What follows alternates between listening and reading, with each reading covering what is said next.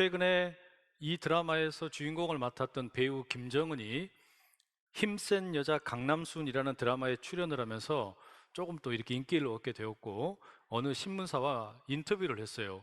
그 인터뷰 가운데 자신이 과거 출연했던 파리의 연인에 대해서 미안함을 표현하더라고요. 기사에 이렇게 적혀 있었습니다. 다들 몰입하고 다들 사랑했는데 그걸 실망시킨 것은 팩트다. 이 점에서 사과해야 한다. 다시 한번 머리 숙여 사과하고 싶다. 얼마나 그때 그 충격이 컸으면 그 아름다운 이야기, 신데렐라 이야기 잔뜩 해놓고서 맨 마지막에 가가지고 사실 이 모든 것은 소설이었습니다. 사람들이 너무나 허망한 거예요. 여러분, 제가 이 이야기 왜 할까요? 파리의 연인의 자리에다가 부활이라는 것을 한번 넣어보세요. 그럼 어떤 일이 벌어질까요? 만약 부활에 대해서 우리가 성경에서, 신약 성경에 이런저런 자리에서 예수님이 십자가에 죽으시고 그리고 사흘 만에 죽은 자 가운데서 다시 부활하셨다, 우리가 이런 이야기를 너무너무 많이 읽었는데, 그런데 맨 나중에 가가지고 그것은 사실은 꾸며낸 이야기다, 소설이다, 누군가의 거짓말이다, 이렇게 이야기했다 그러면 여러분 기분이 어떠시겠어요? 엄청난 실망이 아닐 수 없습니다. 바로 그런 이유 때문에 지난 시간에 복음이란 무엇인가 라는 말씀을 드렸어요. 바울이 고린도 교회 성도들에게 이 부활을 믿는다라는 것, 이것을 어떻게 설명할까 고민하는 가운데 먼저 복음에 대해서 가르친 거예요. 이 복음이 어디서 온 거냐? 이건 꾸며낸 이야기가 아니다. 이건 소설이 아니다. 이것은 분명한 역사적인 사실이다. 예수님께서 십자가에 죽으신 것도 사실이고 3일 만에 부활한 것도 사실이다. 바로 거기에서 복음이 기원되었다라는 겁니다. 그리고 그 부활을 목격했던 사람들이 자기 목숨을 걸고 이 십자가와 부활의 복음을 전파했고, 그런데 놀랍게도 이 복음에는 능력이 있어서 믿는 자들을 구원하는 하나님의 능력이 나타나더라. 그런데 복음이 기쁜 소식이 되려면, 기쁜 소식이 기쁜 소식 되기 위해서는 나쁜 소식이 먼저 있어야 된다. 우리가 그 이야기까지 지난 시간에 함께 나누었어요. 자, 그러면 이제 12절에 딱 들어가고 보니까 바울이 정말로 하고 싶었던 이야기가 시작이 됩니다. 그게 뭐냐? 교회 성도들 가운데 부활을 믿지 못하는 사람들이 있었다는 거예요. 12절 말씀 한번 같이 읽어보시겠습니다. 그리스도께서 죽은 자 가운데서 다시 살아나셨다 전파되었거늘 너희 중에서 어떤 사람들은 어찌하여 죽은 자 가운데서 부활이 없다 하느냐? 이게 고린도 교회의 한 가지 문제였단 말이죠. 교회 성도들 중에서 일부가 죽은 자들의 부활을 믿지 못했던 겁니다. 이 사람들이 누구였을까요? 이 사람들은 이 부활을 왜 믿지 못했을까요? 본문에는 여기에 대해서 자세하게 안내를 해주지 않습니다. 거기 정확하게 알 수가 없어요. 다만 몇 가지 추론은 할 수 있어요. 아마도 이 사람들이 부활을 아예 믿지 않은 것은 아닙니다. 다만 부활을 이해하는 방식이 달랐던 거예요. 뭘 못 믿었던 거냐? 이 사람들은 몸이 정말로 다시 살아나는 것을 믿지를 못했어요. 말하자면 사람이 죽었는데 그 몸이 어떻게 다시 살아나느냐? 이것은 우리의 이성적인 판단으로는 불가능한 일이다. 그건 믿을 수가 없다. 이렇게 생각한 겁니다. 그러면 이 사람들은 어떤 부활을 믿었을까요? 이 사람들이 믿은 부활은 이런 겁니다. 우리가 죽은 몸이 다시 살아나는 그런 부활이 아니라 예수님이 보여주신 것, 그리고 우리가 누려야 할 부활이라고 하는 것은 지금 우리가 살아있는 동안에 영적인 진리를 깨닫고, 그래서 무언가에 지는 우리의 마음이 편안해지고 우리 삶 속에서 엄청난 영적인 변화를 얻게 되는 거, 이게 부활이다. 이게 진짜 부활이다. 이렇게 이해하는 사람들이 있었다는 이야기예요. 그러면서 뭐라고 이야기하는 겁니까? 몸이 죽었는데 다시 살아나는 걸 믿는 것은, 그건 아주 유치원에 다니는 아이들이나 믿는 아주 유치하고 참으로 천박한 이야기일 뿐이다 라고 말하는 거예요. 그래서 부활이라는 것은 우리 몸뚱아리가 다시 사는 게 아니라 그저 영적으로 우리가 변화되는 것을 상징하는 것이다, 은유이다, 이렇게 말한 거예요.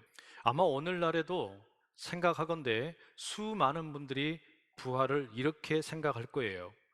부활이 역사적인 사실이라고 믿는 거 받아들이지를 못하는 겁니다. 왜?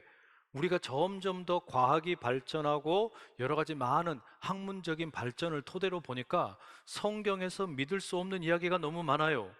예수님에 대해서도 마찬가지입니다. 무슨 놈의 기적 이야기가 이렇게 많냐? 그런 건 없다. 부활? 그건 절대 있을 수 없는 일이다. 그러나 예수님에게 우리가 배울 수 있는 것은 있다. 예수님이 자기를 희생하는 이타적인 그 십자가의 사랑, 우리가 그런 거 배우면 된다. 예수님이 가르쳐 주신 아름다운 산상수훈의 말씀, 그런 거 우리가 배우면 된다. 비유의 말씀 얼마나 좋냐, 이런 걸 배우면 되는 거다. 이런 거에만 관심을 갖는 거예요. 결국에 여러분, 몸의 부활을 믿지 못한다라는 것은 기독교 신앙을 완전히 부인하는 것과 다를 바가 없게 됩니다. 그래서 바울은 고린도 교회 성도에서 몸의 부활을 믿지 못하는 성도들이 있다, 그것 때문에 교회 안에서 뭔가 분쟁이 있다, 그 이야기를 들었을 때 엄청나게 화가 났어요. 내가 그렇게 열심히 가르쳤는데 어쩌다가 또 이런 일이 벌어졌을까? 그래서 펜을 들어서 글을 쓰는 거죠. 그리고 15장에 와서 이제 부활에 대한 이야기를 교회 성도들이 직접 한 게 아닙니다. 누군가 다른 사람이 들려준 이야기예요. 여기에 대해서 그냥 아주 폭탄을 쏟아붓는 겁니다. 13절에 이렇게 돼 있어요. 만일 죽은 자의 부활이 없으면 그리스도도 다시 살아나지 못하였으리라. 만일 죽은 자가 부활하는 것이 없다면 예수님께서 어떻게 부활하셨겠냐, 이 이야기죠. 결국에 예수님의 부활 이야기가 동화책에 나오는 이야기가 되어버리는 것이고 꾸며낸 소설이 되어버린다는 겁니다. 그러나 바울은 뭐라고 이야기했습니까? 부활은 그런 게 아니다, 이건 분명한 역사적인 사실이다 선포를 했어요. 그리고 부활이 없어지게 되면 기독교 신앙은 다 붕괴되는 것입니다. 오늘 설교의 제목처럼 죽은 자들의 부활을 부인하는 것은 복음을 부정하는 것과 다를 바가 없어요.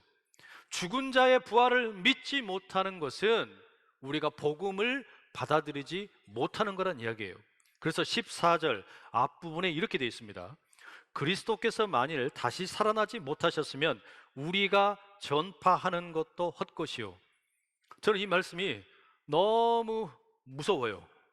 왜 무섭냐? 그리스도께서 다시 살아나지 못하셨으면 바울이나 또 저처럼 설교하는 사람들의 모든 선포 행위가 다 뭐라는 겁니까? 이거 헛짓거리라는 이야기예요.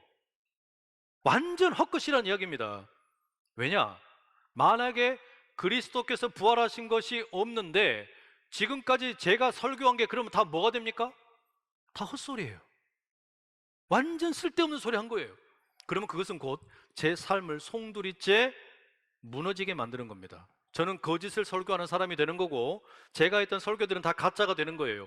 예수님의 부활이 없으면 이 세상의 모든 설교자들은 다 거짓말쟁이에요. 저는 그렇게 되는 게 너무 억울해요.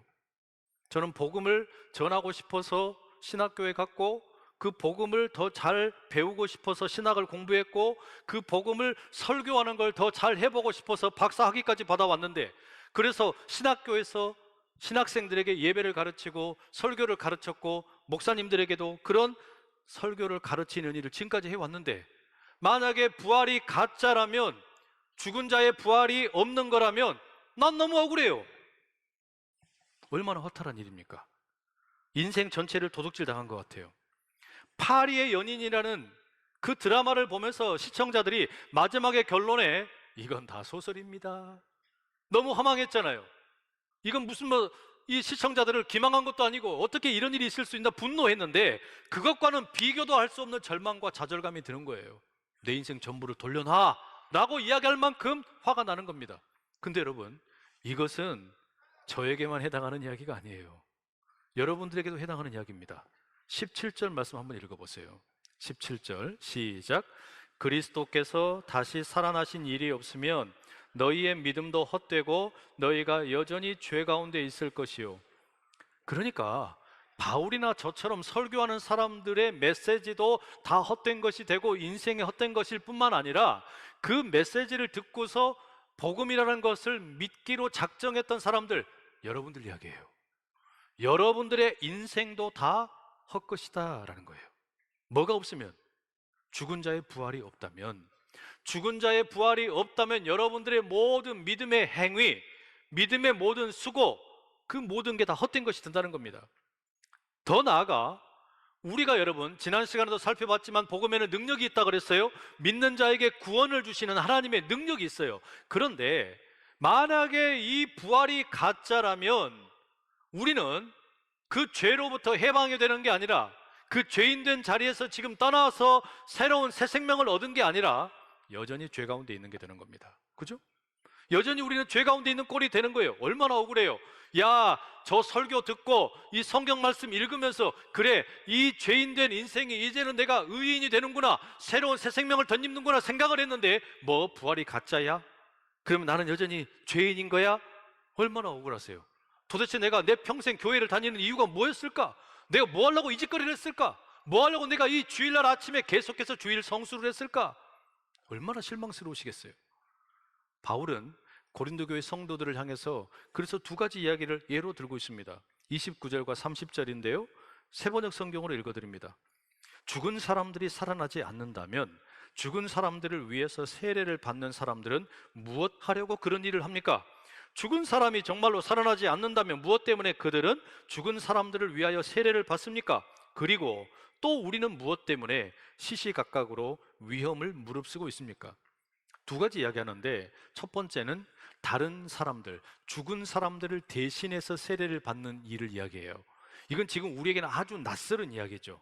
그리고 교리적으로도 맞지 않는 이야기예요. 그러니까 누군가가 죽었는데 이 죽은 사람을 대신해서 살아있는 사람이 세례를 받았다는 겁니다. 대리 세례입니다. 대리 운전이 있는 것처럼 대리 세례가 있었다는 거예요. 바울이 지금 이것이 옳다 이렇게 이야기하는 게 아니라 고린도 교회 가운데 아마 이게 일종의 풍습처럼 어쩌면 주변에 영향을 받아서 그랬을 수도 있는데 이런 풍습이 있는데 이것이 옳다라고 말하는 게 아니라 도대체 그런 일을 왜 하냐라고 꾸중을 하는 겁니다. 무슨 말이냐면 만약에 죽은 자의 부활도 없는데 뭐 하려고 그 죽은 자를 대신해서 당신이 세례를 받습니까? 라고 반문하는 거예요. 그걸 왜 하냐는 거예요. 그죠? 죽은 자의 부활도 없는데 뭐 하려고 세례를 받아요? 두 번째 이야기하는 건 뭡니까?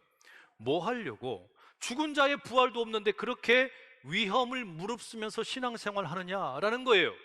이 고린도는 로마의 식민지죠. 로마의 황제가 다스리고 있는 곳입니다.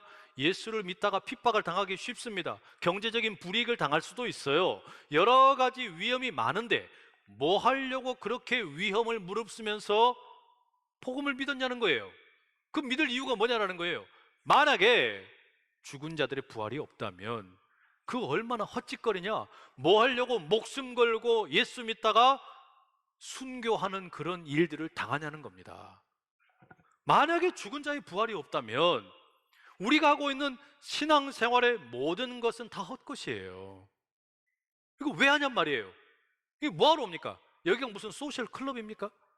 여기가 무슨 뭐 우리가 정치 활동을 하기 위해서 인맥을 늘리기 위한 곳입니까? 여기 와서 내 어떤 사람들에게 나를 홍보하기 위한 곳입니까? 아니요. 만약에 여러분 죽은 자의 부활이 없다면 여러분이 여기 앉아 있는 것은 다 헛짓거리예요. 있을 이유가 없어요. 바울이 지금까지 들려준 이야기를 가만히 보면 반복되는 표현이 있죠. 그게 뭐였냐면 만약에라는 거예요. 만약에 죽은 자의 부활이 없다면, 만약에 예수 그리스도께서 부활하지 않으셨다면, 이렇게 이야기했어요.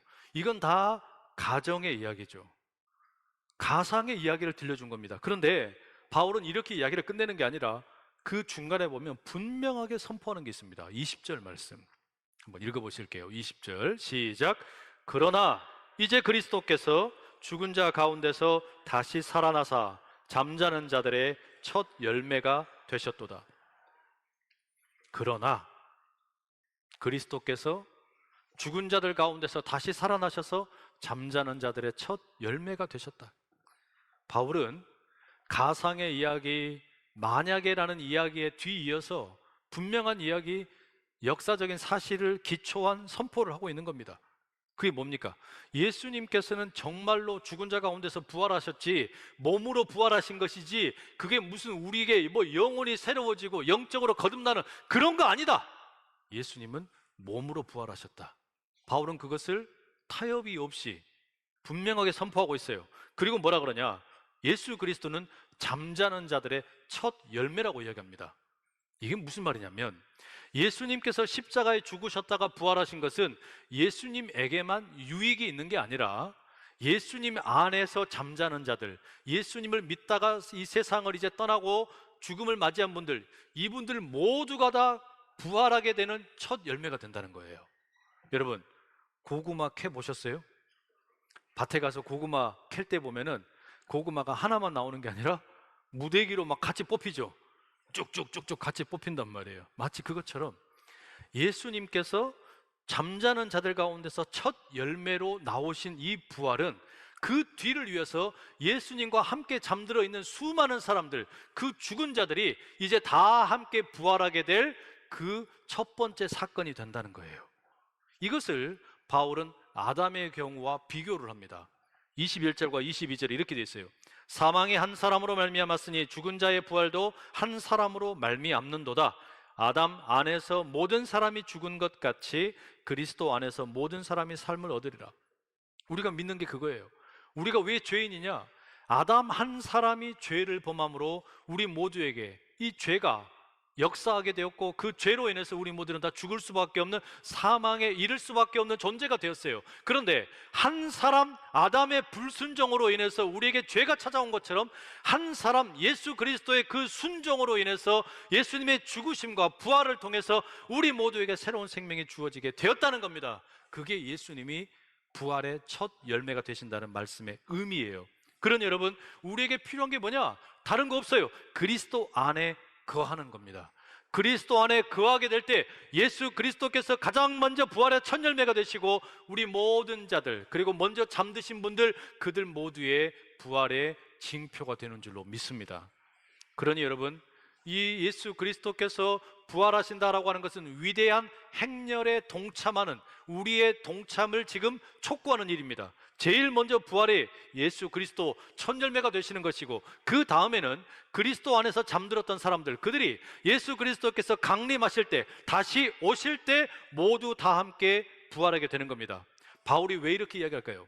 왜 예수님이 부활하실 때 잠들어 있는 자들이 먼저 부활한다고 이야기하냐? 그 이유는 앞서 말씀드린 것처럼 고린도 교회 성도들 중에 어떤 사람들은 부활이라고 하는 것을 내가 예수 믿고 영적으로 깨달음을 얻는 것, 이게 부활이고 우리는 이런 부활을 이미 살아서 맛보고 있다라고 생각을 한 겁니다. 그런데 바울은 거기에 대해서 분명하게 말합니다. 아니다, 그렇지 않다. 그게 진짜 부활이 아니다. 우리가 믿는 부활은 몸이 부활하는 거다. 이것을 반드시 믿어야 된다고 이야기하는 거예요.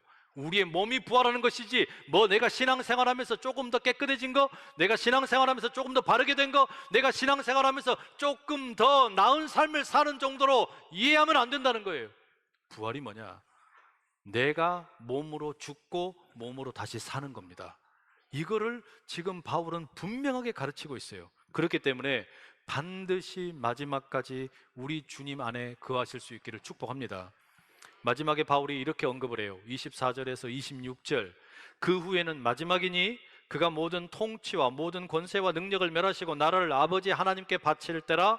그가 모든 원수를 그 발 아래에 둘 때까지 반드시 왕 노릇 하시리니 맨 나중에 멸망받을 원수는 사망이니라. 여러분, 여기서 바울이 이제 더 확대를 시킵니다. 부활이라고 하는 게 첫 열매로서 예수 그리스도께서 부활하시고, 그 다음에는 우리 주님이 다시 오실 때 그리스도 안에 거하고 있던 사람들, 그리스도 안에서 잠든 사람들이 다 함께 부활하게 되는데, 이렇게 우리 개개인의 부활로만 끝나는 게 아니라 이것은 온 우주적인 이 어떤 권력의 전복을 가져옵니다. 뭐라고 되어 있습니까? 통치와 권세와 능력을 다 멸하실 것이다. 그리고 온 세상 모든 나라를 하나님께 드리게 될 것이다. 이렇게 얘기합니다. 이게 무슨 이야기냐? 지금 우리가 보기에, 특별히 고린도 교회가 보기에 이 고린도 도시는 누구의 지배를 받고 있습니까? 로마의 지배를 받는 거예요. 그러니까 통치와 권세와 나라는 다 로마 황제에게 있는 거예요. 사람들이 보기에는 그래요. 그런데 지금 이 부활의 메시지를 바울은 뭐라고 얘기하냐면, 그렇지 않다. 눈에 보기에는 로마가 이 세상에 통치하고 권력을 가지고 있고 힘을 쥐고 있는 것처럼 보이지만, 그러나 부활의 눈을 가지고 있는 사람들의 관점으로 보면 이 세상 모든 것은 하나님이 다스리신다. 이 세상 모든 것은 하나님의 손아귀 아래에 있다는 겁니다. 지금 왕노릇하고 있는 것들은 다 완전히 죽게 되고 멸하게 될 것이고, 이 모든 세상 나라가 하나님 손에 들려지게 될 것이다. 이게 지금 바울이 이야기하는 부활의 마지막 결론이에요. 그래서 마지막까지 저항하는, 우리가 요한계시록에도 읽을 수 있는 것처럼 끝까지 하나님의 통치 가운데 저항하는 게 뭐냐? 그게 사망입니다. 죽음입니다. 죽음이 끝을 보게 되는 게 부활의 능력이에요. 죽음이 곧 종말을 맞이하는 거, 죽음이 죽는 거, 그게 부활 아닙니까? 그 죽음이 부활의 그 힘 앞에서 완전히 사그라드는 겁니다. 그게 마지막 원수 사망이라고 바울은 가르치고 있는 거예요. 여러분, 우리가 신약 성경에서 믿는 복음이 이런 겁니다.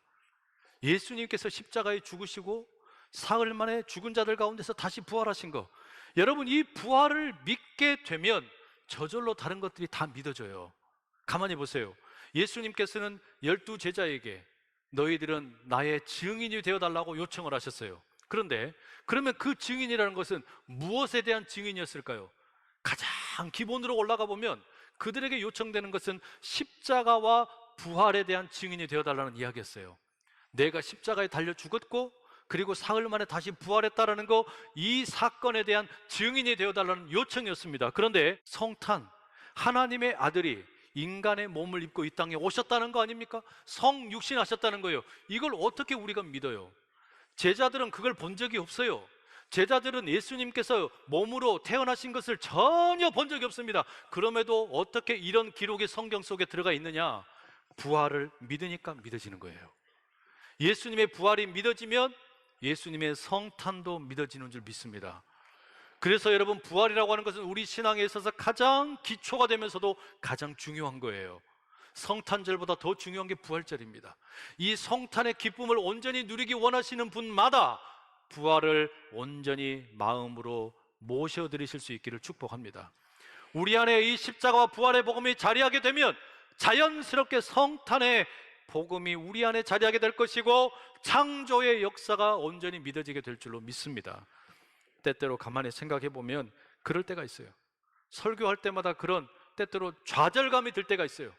과연 교회의 복음이 이 시대에 힘이 있는 걸까? 과연 정말로 이 십자가의 복음이, 부활의 복음이 우리 성도들의 삶에 정말로 의미가 있는 걸까? 이 AI가 발달하고 놀라운 첨단 과학이 발달하는 세상에 죽었던 사람이 부활했다는 이 성경의 이야기, 허무맹랑하게 들리는 이 이야기를 정말로 사람들이 믿을까? 정말로 믿을까? 때때로 답답해요. 무기력하게 느껴지는 거예요. 왜? 교회의 목소리보다, 성경의 목소리보다 우리를 지배하고 있는 세상의 목소리가 훨씬 더 커요. 그건 다 허무맹랑한 이야기라고, 말도 되지 않는 이야기라고 우리에게 외치는 목소리가 훨씬 크단 말이에요. 그러나 여러분, 우리는 이걸 타협할 수가 없어요. 우리는 이걸 달리 말할 방법이 없어요. 이게 빠지면 교회는 무너집니다. 이게 빠지면 기독교의 신앙은 아무것도 없는 거예요. 그렇기 때문에 누가 뭐라 그래도 우리는 이걸 외칠 수밖에 없어요. 기독교의 복음은 십자가와 부활에 있는 줄로 믿습니다. 부활을 온전히 믿는 자들 가운데 하나님의 구원의 능력이 임하시기를 간절히 축복합니다. 기도하겠습니다. 사랑하는 주님, 세상의 눈으로는 죽은 자의 부활을 도무지 믿을 수 없습니다. 그러나 성경의 증언을 따라 성령께서 우리 가운데 감화와 감동을 주실 때에 예수 그리스도의 십자가와 부활의 복음을 믿을 수 있는 눈이 열리는 줄로 믿습니다. 그리스도 안에 거함으로 주님 다시 오시는 날 부활에 온전히 동참하는 우리 모두가 다 되게 하여 주시옵소서. 예수 그리스도의 이름으로 기도드립니다.